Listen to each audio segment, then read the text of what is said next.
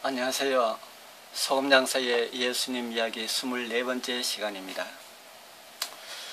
오늘은 하나님은 교인들의 전유물이신가 라는 제목으로 짧은 시간 함께 성령께서 주시는 은혜를 나누길 소망합니다.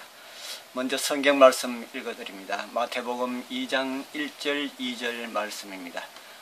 헤롯 왕 때에 예수께서 유대 베들레헴에서 나시매 동방으로부터 박사들이 예루살렘에 이르러 말하되 유대인의 왕으로 나신 이가 어디 계시뇨? 우리가 동방에서 그의 별을 보고 그에게 경배하러 왔노라 하니, 성경이 가르치는 중요한 진리 가운데 하나는 하나님은 교회에 속한 사람들만이 아니라 모든 사람과 함께 일하신다는 것입니다.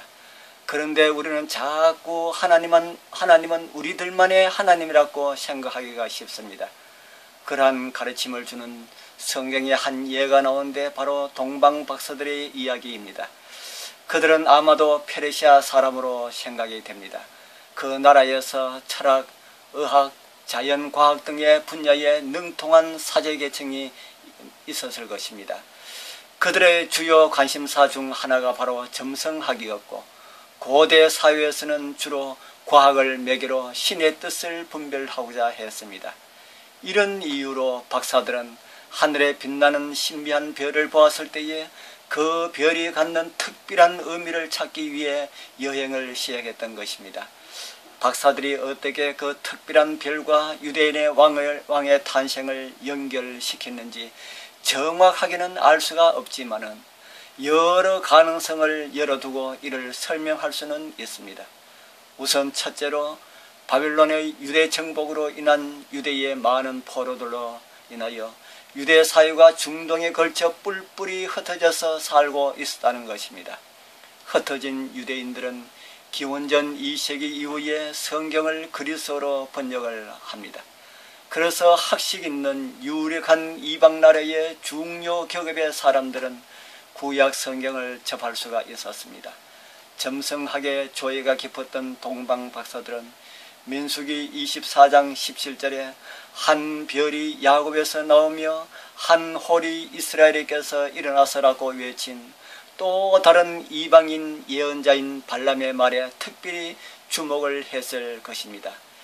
이 구절이 메시아 강림을 예언한다고 생각하는 유대인이 예수 탄생 당시에는 많았습니다.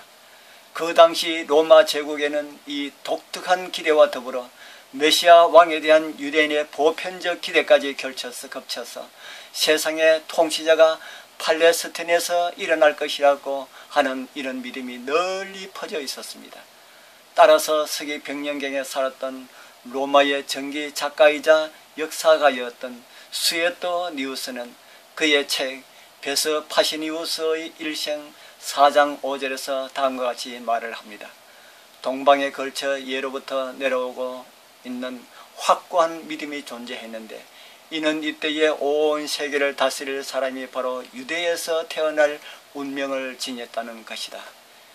이와 유사하게 또 다른 로마의 역사가였던 타키투스는 이런 기록을 남깁니다.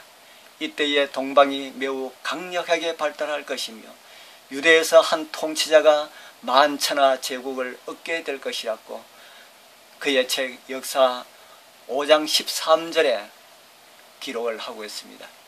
이런 배경에서 보면은 동방 박사들이 유대에서 왕으로 나신 이를 찾아 별을 따라 나섰다는 것은 이상할 것이 없습니다.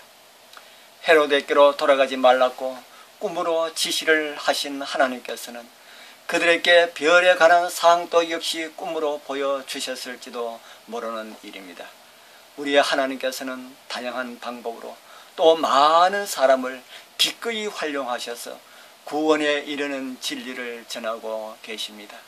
온 세상 사람들이 다 구원 얻기를 열망하시는 하나님께서는 더 많은 사람들을 사용하셔서 이 귀한 진리의 말씀을 나누어 주시길 기대합니다.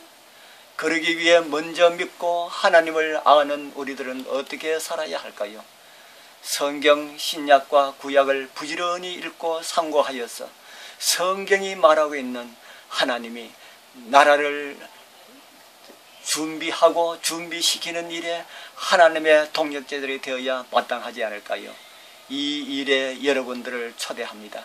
많이 응하시어 세상을 구원하시는 하나님의 구원 사역에 함께 하시는, 그리고 쓰임 받으시는 여러분들과 제가 되길 바랍니다.